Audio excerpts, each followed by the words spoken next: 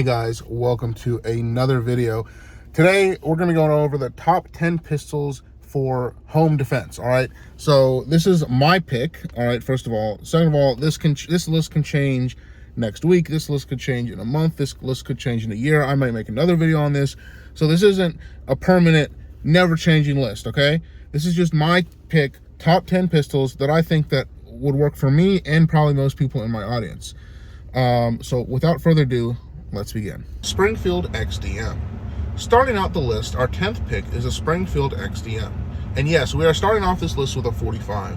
I'm honestly not a huge fan of most 45 pistols due to the usually limited capacity and heavier frames.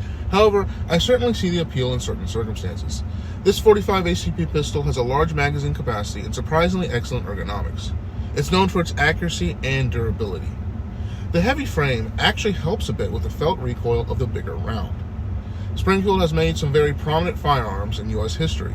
It's not a gun for everyone, however, it's one of the two 45s on this list. CZ75 SP01. Next up, we have the CZ75 SP01. This 9mm handgun has a fantastic reputation for accuracy and comfortable grip.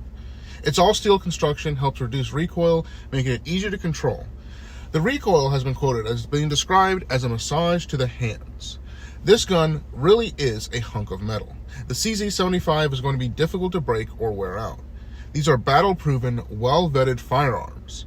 A good mix between the era of classic firearms, like a Browning high power, and a modern, like a Glock 19 Gen 5. It has a shallow grip angle, which to many adds a natural positioning to your wrists upon sight acquisition. It has an external thumb safety, a fantastic magazine capacity of 18+1, barrel length of 4.6 inches with a steel frame and rubber grip. One important note is that it doesn't have many slide serrations to hold on to while manipulating it. The FNX 45 Tactical. Now moving on to our 8th pick. If you want a home defense pistol in 45, then this is certainly the way to go. This is our second and last pistol in 45. Some may criticize me for having a 45 so low on this list. Don't get me wrong, this is a phenomenal firearm. I just don't think that most people in my audience are looking for a 45. This is a fun, capable, feature-rich pistol. It's a double-action, single-action, hammer-fired pistol that allows for an incredibly smooth trigger. It's a very substantial firearm. This isn't what I would consider for a concealed carry. I would actually say that this gun is the opposite for a concealed carry. You just can't go wrong with this pistol for home defense. The abilities for attachments are near endless. Comes with an impressive 15+1 capacity of 45 ACP. It's a bit big and bulky, but that's because it was born and bred for battle. Comes with 4 interchangeable back straps. The checkered polymer frame has a low bore axis for reduced felt recoil, enhanced operator control, and a grip angle that provides unmatched natural point of aim. The 5.3-inch cold hammer forged stainless steel barrel has a threaded muzzle, stainless steel slide and rails, front and rear cocking serrations, fully ambidextrous decocking and safety levers, slide stop lever, and a magazine release. Not to mention that this is a phenomenal suppressor host. Just looking at the ballistics of a 45, it just makes sense that a pistol like this would perform well with a suppressor. If you do want a 45, then I recommend the FNX 45 Tactical. The Smith & Wesson Shield EZ in 9M380. I'm sure many of you have heard about this pistol. It's the Smith & Wesson Shield EZ. As the name implies, is easy to use. It's easy to rack, easy to shoot, and quite easy to load its magazines. This is a phenomenal option for new shooters, those with below average grip strength, and small statured individuals. Even if you don't belong to one of those categories, the Shield EZ is still a great option. With a loaded chamber indicator, it allows you to have a visual and physical reminder that you have a round in the chamber. It has the option of having a manual safety. It also includes a grip safety, which can be disengaged with the slightest grip pressure. The pistol is hammer fired. It has a very light trigger with about a 4.5 trigger and a short length of pull. This could be slightly problematic for new shooters, just getting used to the feel of a firearm, as the trigger may end up surprising them. This is a great example of why training at any level is imperative. This model comes in both a 9mm and a 380. 380 will be a bit lighter recoil, which will allow for maximum control and accuracy for weak gripped shooters while still getting the job done. Supporting a humble 8-round magazine with +1 in the chamber for a total of 9 rounds. For today's magazine capacity standards, this is a bit anorexic. However, that's the trade-off you have to make when you have an easy-to-load single-stack mag. You might want to be a little bit more mindful with shot placement and keep a spare mag handy. The Glock 19 Gen 5. Our sixth pick is the Glock 19, known for its reliability. This 9mm semi-automatic pistol is favored by law enforcement and civilians alike. Now, this is the only firearm on this list that I personally own. However, it's not number one because it isn't the best, in my opinion, for a strictly home defense setup. This firearm is a good multi-role pistol that does a lot of jobs well. This version is classified as a compact pistol, however, it has the feel of a full-sized handgun, and for those with smaller hands, it practically is. Its manageable recoil and 15+1 capacity make it a versatile choice. It boasts a 4.02-inch barrel length and a loaded weight of 30.16 ounces, just about 3 ounces lighter than its big brother, the Glock 17. I can't say enough good things about the Glock 19. I carry it practically everywhere and use it as my primary home defense firearm. It conceals well on the bigger frame of my body. However, those with smaller frames might have an issue with concealing it. It still feels good enough in my hands to get a secure grip and accurate rounds on target. The Sig P226. The legendary Sig P226 was Sig's answer in 1984 to the U.S. military trials to replace the much-loved 1911. The handgun is based off of the Sig P220, which is a single-stack 45. The P226 comes in a retail price of just over $1,000. This pistol is yet another example of a vetted product. It's been used by Navy SEALs and Border Patrol alike. There are several different variations of this pistol. However, for this list, I'm talking about the base model. This double single-action pistol gives you a long but smooth first pull with short subsequent pulls in single action. You should have no problem buying accessories and parts for this pistol. It sports a 15-round 9mm magazine with a +1 in the chamber for a total of 16. For its time, this was a pretty impressive. However, nowadays, this capacity is the standard. Most SIGs now are made in the United States. However, they used to be made in Germany. The P226 has a 4.4-inch barrel, a decocker, and a takedown lever. Overall, it's a heavier pistol for today's standards based on its metal construction. However, that lends itself to offer a phenomenal shooting experience with less felt recoil and a smoother follow-up shots, all despite having a high bore axis. Simply put, this firearm is extremely well made and precise. FN 509 Tactical. And here we are with the peanut butter colored machine, coming in at 4th place. This is the tactical model of the 509 series, so it includes all the bells and whistles. This firearm is designed to be a fully dually-sized weapon. The FN 509 Tactical was yet another firearm that was entered in to try to win the MHS contract for the Armed Forces of the United States. This is a striker-fired 9mm duty gun with a 17+1 round standard capacity.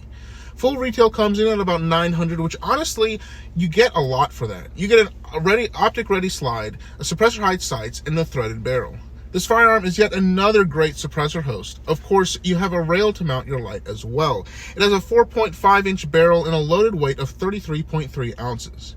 Now, if you're a lefty like me, you are in for a real treat. The 509 comes in at fully ambidextrous. That means no swapping or modifying to make the gun work for you right out of the box.